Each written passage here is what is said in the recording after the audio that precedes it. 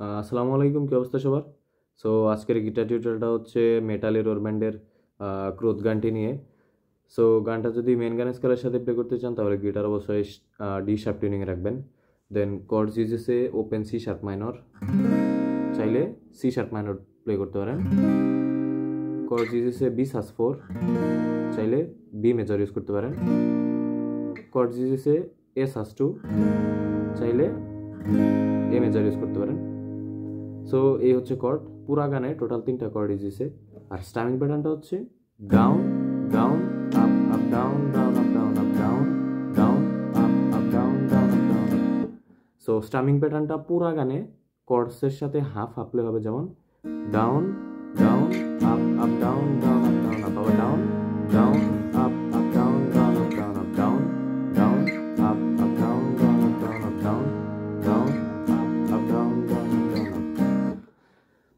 So আশা করি strumming প্যাটার্নটা বুঝতে পারছেন আপনারা।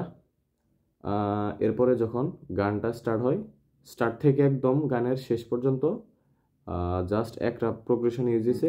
Open C sharp minor, D সাস4, A সাস2, then B সাস4।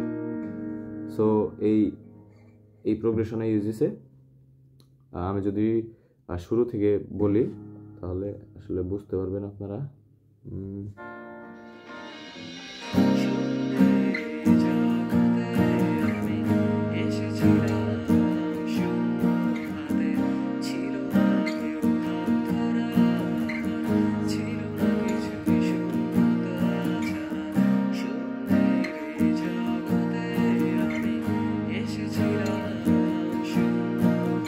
Open C sharp minor, B sus4, A sus2, D sus4.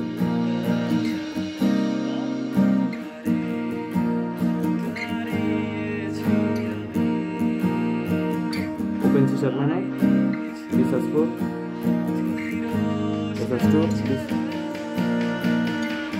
শূন্যের এই জগতে আমি এসেছিলাম, শূন্য হাতে পাইনি কিছু, শূন্যতা ছাড়া।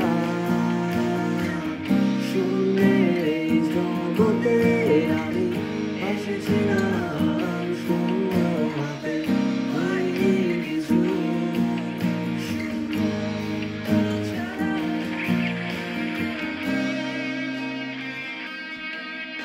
সো এই হচ্ছে কোর্স। পুরা গানে সেম সার্কেলেই চলবে।